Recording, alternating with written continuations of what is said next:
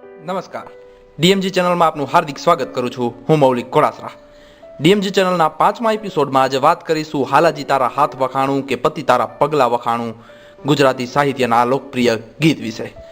ગુજરાતી સાહિત્યનું આ લોકપ્રિય ગીત તો બધાએ સાંભળેલું જ હશે. તો આજે આ ગીતની રચના પાછળનો ઇતિહાસ જાણીએ. આ ગીત એ જામ રાવળના મુખમાંથી નીકળ્યું હતું. જામ રાવળે જામનગર રાજ્યની સ્થાપના કરી હતી. જામ રાવળ ખૂબ જ મહાન યોદ્ધા હતા. તેઓ તેમની જિંદગીમાં એકય યુદ્ધમાં પરાજય થયા ન હતા. વિક્રમ સંવંત 1606માં જામ રાવળે સૌરાષ્ટ્રના બધા રાજાઓ અને ગુજરાત અને અમદાવાદના સુલતાનની સંયુક્ત સેનાને પરાજય આપ્યો હતો. આ યુદ્ધમાં જામ રાવળના બે મહાન સેનાપતિની વીરતા સામે આવી હતી અને આ બંને વીરોના નામ ઇતિહાસના ચોપડે લખાઈ ગયા હતા.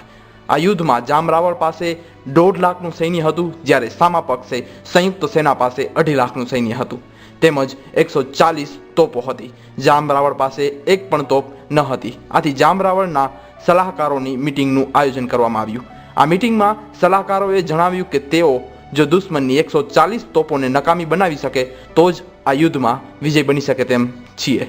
આથી જામ રાવળે દરબાર બોલાવ્યો અને દરબાર સમક્ષ દુશ્મનના ઘેરામાં ઘૂસી તેમની તમામ 140 તોપોને નકામી બનાવવા માટેનું કામ સોંપવામાં આવ્યું. જામ રાવળનું આ કામ તોઘાજી સોડા અને 3 બહાદુર રાજપૂતોએ ઝડપ્યું. તોઘાજી સોડા અને તેના સાથીઓ અજાણ્યા વ્યક્તિઓ તરીકે દુશ્મન સેનામાં દાખલ થયા અને તેઓએ તેમની સમક્ષ મોટી તોપો જોવાની માંગ કરી. આ દરમિયાન જ આ 4 બહાદુરોએ ભારે ચતુરાઈપૂર્વક દુશ્મન સૈન્યની તમામ 140 તોપોને નકામી બનાવી દીધી. જ્યારે દુશ્મન સૈન્યને આ બાબતની ખબર પડી ત્યારે દુશ્મન સૈન્ય અને આ 4 બહાદુરો વચ્ચે યુદ્ધનો આરંભ થયો. તોઘાજી સોડા જ્યારે તેમને સોંપવામાં આવેલું કામ સફળતાપૂર્વક પૂરું કરીને પાછા ફર્યા ત્યારે તેમના શરીરમાં 84 ઘા હતા. તોઘાજી સોડાની ગણતરી તે સદીના મહાન યુદ્ધવીરોમાં કરવામાં આવે છે. આવા વીરબંકા દુનિયામાં ખૂબ જ ઓછા પાકે છે. દુશ્મનો તો તોઘાજી સોડા અને તેના 3 સાથીદારોની બહાદુરી જોઈ દંગ જ રહી ગયા. તેમને થયું કે જામ રાવળની સેનાના માત્ર 4 સૈનિકો આટલું નુકસાન પહોંચાડી શકે તો તેના બાકીના 1.5 લાખ સૈનિકો સામે આવશે ત્યારે શું થશે. આ જ વીંટબળમાં દુશ્મનના તમામ 2.5 લાખ સૈન્યની મિટિંગનું આયોજન કરવામાં આવ્યું. આ મિટિંગમાં જામ રાવળ જેવી જ નીતિ અપનાવવામાં આવી. આ મિટિંગમાં તમામ 2.5 લાખ સૈનિકો સમક્ષ જામ રાવળનું માથું કાપી લાવવાનો પ્રસ્તાવ મૂકવામાં આવ્યો. આ સૈન્યમાં પણ કરશનજી નામના એક બહાદુર સૈનિકે બીડું ઝડપ્યું અને તે જામ રાવળનું માથું કાપીને લાવવા માટે તૈયાર થયો. તેણે પોતાના ભાલા પર સફેદ રંગનો ધ્વજ લગાવી જામ રાવળના સૈન્ય તરફ આગળ જવાનું શરૂ કર્યું.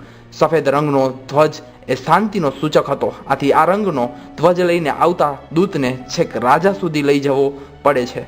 વળી કરશનજીએ પણ પોતાનો સંદેશો ખાસ જામ રાવળને આપવાની વાત કરી હતી. આથી જામ રાવળના ભાઈ હરધ્રોલજીએ કરશનજીને કહ્યું કે તે પોતે જ જામ રાવળ છે અને તમારો સંદેશ મને આપો.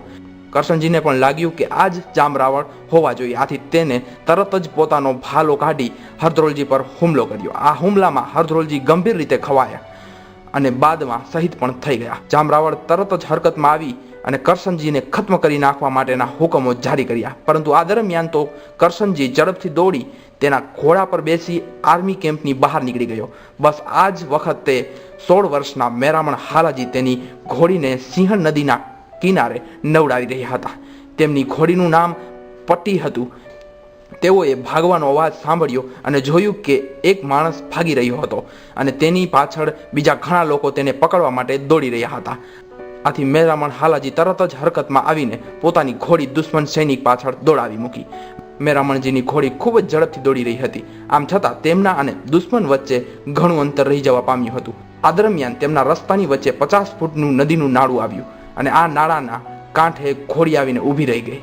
ત્યારે મેરામણ હાલાજી પોતાની જાતને કહે છે કે આ જ વખત છે હાલા કુળની બહાદુરી બતાવવાનો અને તેનું નામ ઇતિહાસના પન્નામાં રોશન કરવાનો. અને અત્યારે તે બધું પતિ ઘોડી પર નિર્ભર છે. જો આ ખરેખર કટોકટીના સમયમાં પતિ ઘોડી કામ આપે તો દુશ્મનનો સૈનિક હાથ આવી જાય તેમ હતો. પતિ પણ તેના માલિકની જરૂરિયાત સમજી ગઈ અને તેમણે 50 ફૂટનો ઠેકડો મારી નાળાને પાર કરી નાખ્યું. આ દરમિયાન જ મેરામણ હાલાજી ઘોડી ઉપર ઊભા થયા અને હાથમાં રહેલા ભાલાનો ઘા કર્યો. આ ભાલો એ દુશ્મન સૈનિક કરશનજીના હૃદય સોંસરો નીકળી ગયો અને તે ત્યાં જ મૃત્યુ પામ્યો. અને આ બાદ મેરામણજીનું નામ ઇતિહાસના પન્ને અંકિત થઈ ગયું અને લોકો તેમને મહાન યોદ્ધા તરીકે હંમેશા યાદ કરતા રહેશે. આ સમયે જ જામ રાવણના મોંમાંથી શબ્દો નીકળી ગયા, હાલાજી તારા હાથ વખાણું કે પટી તારા પગલા વખાણું.